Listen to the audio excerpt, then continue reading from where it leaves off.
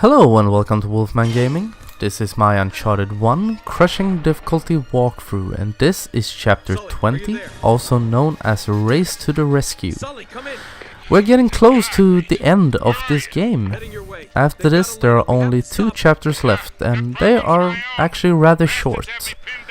So this is the last big fight before we reach the end credits and the Crushing Difficulty trophy. And hopefully I have succeeded in helping you getting this far. And will hopefully help you get through the last 3 chapters as well. But this chapter is quite hard. I want to warn you about that, because as soon as you come out here you have 2 soldiers attacking Sully. So what I like to do is throw in a grenade to take out the first one, and then I shoot down the second one. And as soon as you go down these stairs, you will trigger the next spawn of enemies. So I run down, I pick up some ammo, and I'm gonna move back. I go back into this corridor because here you are rather safe. You can get unlucky if one of the grenade guys manages to put one right next to your feet. But hopefully you'll get back here, and here you are more or less completely safe, because the AI is focused to be out in that courtyard. They will not rush you in here, or at least most of them won't.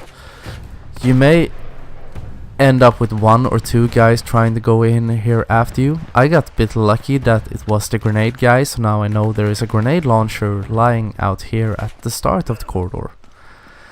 But what you want to do next is, since the AI is focused on Sully right now because he is out there, and Sully can take quite a pounding. It takes a lot of effort to kill him.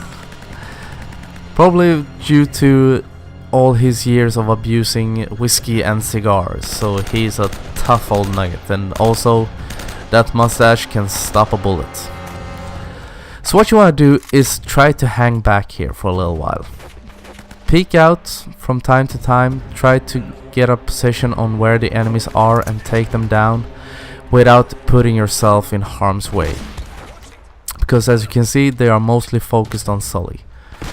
Sometimes they can switch and focus all their energy on you, but hopefully you will get a scenario similar to mine. And here you will also sadly see me dying very soon, because I got a bit too ballsy. I ventured out and everyone fired at me at once.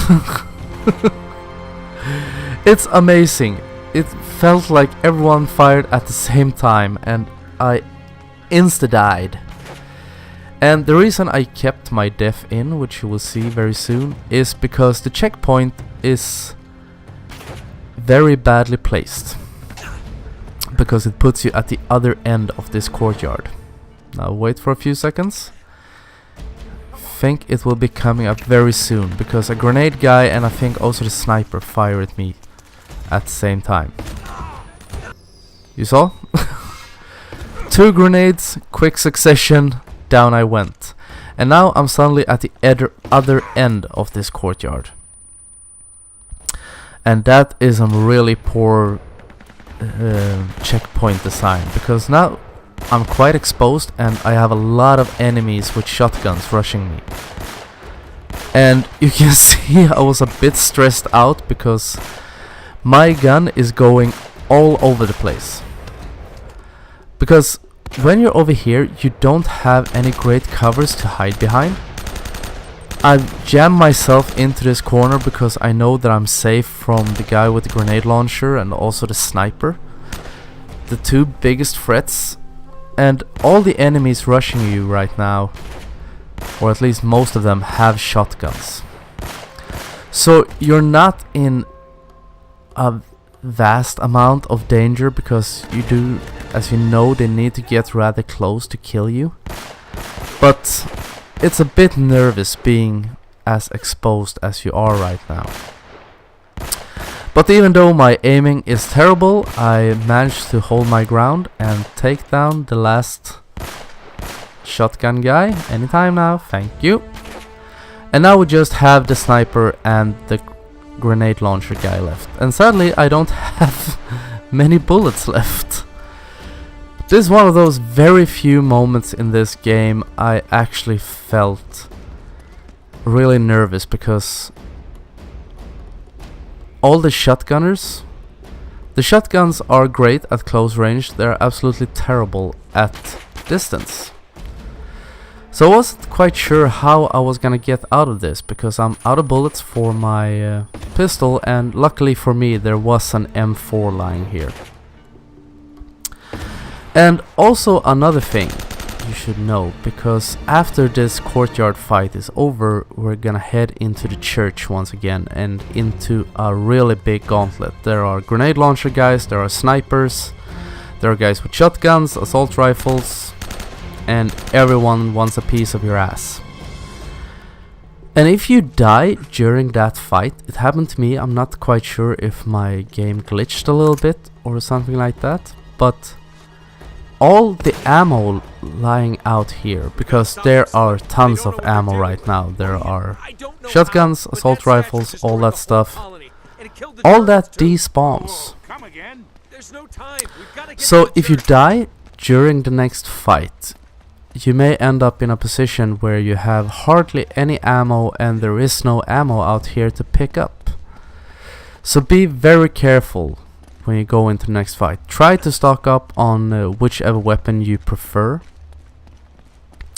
I go for the assault rifle, because I'm gonna try to stay back for a little bit, or try to stay back so I don't expose myself too much. And here we go. We have 4 snipers in here, and we have at least 2 guys with grenade launchers. So be very careful. This fight can be over very quickly if you get unlucky. I tried a couple of different strategies recording this, because I did have a little bit of trouble and I couldn't remember exactly how I used to do this. I do think that the technique I used, wow, grenade guy, too close for comfort. What I did in a previous run, I stayed out in the courtyard. I didn't go up to the church.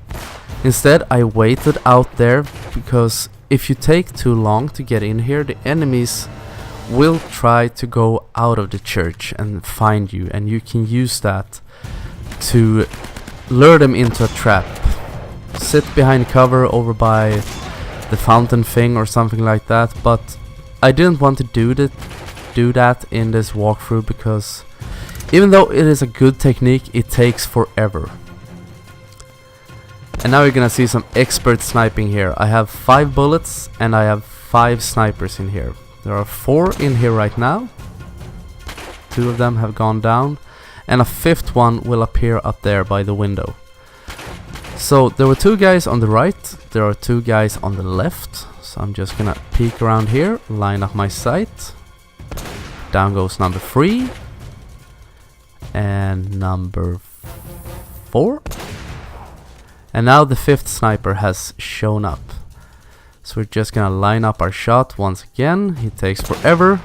How was that? Perfect sniping. 5 bullets, 5 kills, beautiful. And after these snipers have gone down, that takes care of the first wave. And now comes the second wave, of course. There are, I think, 3 waves of enemies in this church. 2 will attack you from the front of the church, and when you've taken them out, enemies will come in from behind you, here from the entrance, and attack you. So there are 3 waves, and this is wave number 2. I'm not sure if there is a checkpoint between number 1 and 2. I'm not quite sure, but be cautious. Hopefully you will complete this as easily as it may seem when I do it. It took me quite a few tries to get this successful run, because this fight is very hard. But if you use this door, stay behind cover, use the cover trick, you should make it in hopefully very few tries. And after this church episode, you will not be using these pistols and stuff anymore. So feel free to use all your ammo in this fight. Hopefully you don't do like me and use up all your ammo before all the enemies are dead. But since there was an M4 lying just inside the door, I managed to survive and can live on and shoot even more bad guys. It would be quite interesting to count how many people you kill in these games. Because when you look at it, it's actually quite absurd how many enemies there is in one Uncharted game.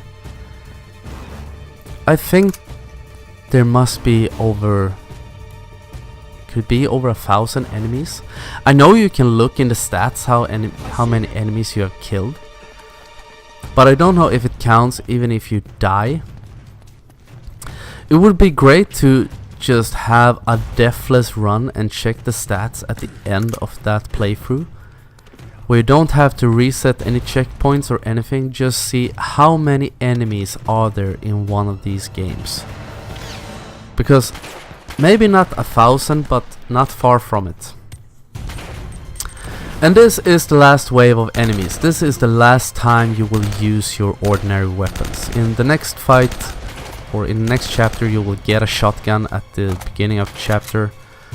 Same thing with the last chapter. So these 3 guys, or is it 4 guys, plus the sniper up on the second floor are the last enemies you will fight normally. So feel free to just let your weapons rip right here. This is the last time you will use them. This is the last hard part of this game. Or the second to last mission can be a bit challenging, but not compared to this. Actually, and this is the sniper guy. And he can be very hard to take out because he's at a distance and you don't have, or I don't have a sniper rifle, but I bring out my trusty old gun. Come on, Sully. And down he goes. Right under the altar.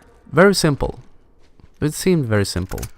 And now I run around, I pick up some more ammo because I had forgotten about the fact that you don't need them anymore.